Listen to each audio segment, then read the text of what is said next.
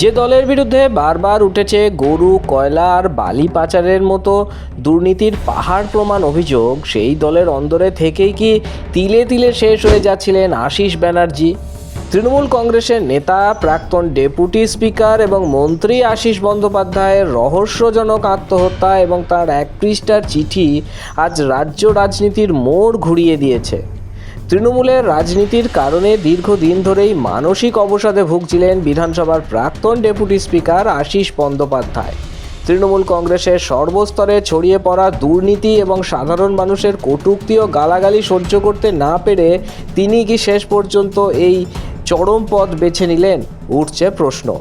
কুণাল ঘোষ, অভিষেক বন্দ্যোপাধ্যায় বা মমতা বন্দ্যোপাধ্যায়ের মতো নেতাদের গন্ডারের চামড়া হলেও প্রবীণ এই শিক্ষাবিদের মানুষের চামড়া ছিল, এমনটাই বলছেন সাধারণ মানুষ। লক্ষ্য করার মতো বিষয় হলো, মমতা বন্দ্যোপাধ্যায় হালি শহর গেলেন, মৃতদেহের রাজনীতি করলেন, কিন্তু মমতা জানি মুকুল রায় মারা যাবার পরে আবার গেলেন না আশিস বন্দ্যোপাধ্যায়ের ক্ষেত্রেও। কালীঘাট তৃণমূল কি ব্ল্যাকমেল করছিল আশিস ব্যানার্জিকে? কোনো লোকজন উনাকে ভয় দেখিয়েছে কিনা, আপনার নাম বলে দেবো, আমরা অমুক করে দেবো। কারণ একটা তো মমতা ব্যানার্জির যে তৃণমূলের যে অংশটা মমতা ব্যানার্জির সাথে আছে, সেই অংশটার সঙ্গে তো উনার দূরত্ব তৈরি হয়েছে। কারণ যে কমিটিটা মমতা বন্দ্যোপাধ্যায় করেছিলেন নির্বাচনে হেরে যাওয়ার পরে, সেখান থেকে উনি পদত্যাগ করেন এবং তিনি দূরত্ব বজায় রাখার কথা জানিয়েছিলেন। এ নিয়ে বিজেপির রাজ্য সভাপতি শ্রমিক ভট্টাচার্য বলছেন, সৎ সঙ্গে স্বর্গবাস, অসৎ সঙ্গে সর্বনাশ। এটা নিয়ে যা বলার প্রশাসন বলবে, এটা নিয়ে যা বলার পুলিশ বলবে। প্রশাসনের বিষয়টি গুরুত্ব দিয়ে দেখা উচিত।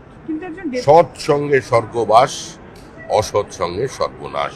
আশিস বন্দ্যোপাধ্যায় লেখা এক পৃষ্ঠার সুইসাইড নোট তৃণমূলের রাজনীতির আসল চেহারা উন্মোচন করে দেয়। তিনি লিখেছেন, ছাত্রাবস্থা থেকে রাজনীতি করলেও জীবনের কোনো পর্যায়েই তিনি কোনো দুর্নীতির সঙ্গে যুক্ত ছিলেন না। চিঠিতে স্পষ্টভাবে লিখেছেন, দলের অভ্যন্তরে প্রতিনিয়ত হওয়া অন্যায় এবং দুর্নীতি দেখেও তিনি বাধ্য হয়ে তা মেনে নিয়েছেন, প্রতিবাদ করতে পারেননি।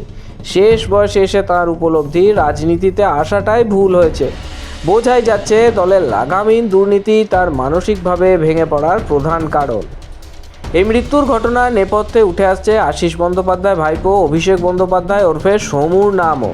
অভিযোগ, এই সমু বগটুই হত্যাকাণ্ডের পাশাপাশি বিভিন্ন বালি পাচার ও স্থানীয় দুর্নীতির সাথে যুক্ত ছিলেন। নিজের পরিবারের অন্দরে এবং দলে এই ধরনের অপরাধমূলক কর্মকাণ্ড প্রবীণ এই বিধায়ককে আরও বেশি কোণঠাসা এবং বিষাদগ্রস্ত করে তুলেছিল কিনা তা নিয়ে ইতিমধ্যেই তদন্তের দাবি উঠেছে। রামপুরহাট 1 নম্বর পঞ্চায়েত সমিতির সহসভাপতি পান্থ দাস 2022 সালে নিজের ফেসবুকে লিখেছিলেন, গর্বিত আমি ছাত্র অবস্থায় হাতে খড়ি স্যারের মাধ্যমে। ভাইপো কত লুটের মালিক এটা বড্ড জানতে ইচ্ছা হয়। আশিস বন্দ্যোপাধ্যায় ভাইপো অভিষেকের বিরুদ্ধে এই পোস্ট করেন পান্থ দাস। লুটের অভিযোগ কম ছিল না এই অভিষেকের বিরুদ্ধেও। রামপুরহাটের তৃণমূল নেতা ও আশিস ব্যানার্জির ড্রাইভারের কথোপকথন খুব ভাইরাল হয়েছিল, সেটাও ছিল 2022 সাল। তৃণমূল নেতা পান্থ দাসের দাবি, আশিস ব্যানার্জির ছত্রছায়া থেকে অনেকে অনেক কিছু করেছে, টার্গেট যে তিনি আশিস ব্যানার্জির ভাইপোকে করছিলেন একথা বলার অপেক্ষা রাখে না। আমার মনে হয় আমি যা দেখলাম, আমি তো বহু দেখলাম যারা স্যারের ছত্রছায়ায় থেকে কিছু ছিল না, যারা বহু কিছু করেছে। হ্যাঁ, বহু কিছু করেছে। টার্গেটটা ওইভাবে সমুখে করে দিচ্ছ তুমি, তো আমি তো জানি তুমি খুব স্যারের কাছের লোক। আশিস ব্যানার্জির এই মৃত্যু নিয়ে রামপুরহাটের বিজেপি বিধায়ক ধ্রুব সাহার দাবি, দেখুন, যে কোনো মৃত্যুই বেদনাদায়ক। আশিস ব্যানার্জির মৃত্যু অত্যন্ত দুঃখজনক ঘটনা। আমরা পরিবারের প্রতি সমবেদনা জানাচ্ছি এবং আশিসবাবুর এই আত্মহত্যার কারণ জানতে নিরপেক্ষ তদন্তের দাবি জানাচ্ছি। পুলিশ তদন্ত করুক, প্রয়োজনে কোনো নিরপেক্ষ এজেন্সিকে দিয়ে তদন্ত করানো হোক। কেন জীবনের শেষ প্রান্তে এসে একজন 25 বছর বিধায়ক থাকা একটা ব্যক্তি কেন আত্মহত্যা করলেন, কেন তাকে আত্মহত্যা করতে হলো, এ নিয়ে স্বাভাবিকভাবে প্রশ্ন আসছে। আমরা এই ঘটনার প্রকৃত কারণ জানতে চাই। বীরভূমের মানুষ জানতে চাই একটা মানুষকে কেন আত্মহত্যা করতে হলো। আমরা আমাদের দিক থেকে আশিসবাবু পরাজিত হয়েছিলেন, 25 বছর বিধায়ক ছিলেন। আমি নিজে গিয়ে তার বাড়িতে প্রণাম করে এসেছিলাম। যেদিনকে গেছিলাম মনে হয়নি যে তিনি আত্মহত্যা করতে পারেন, কিন্তু আজকে তাকে আত্মহত্যা করতে হয়েছে।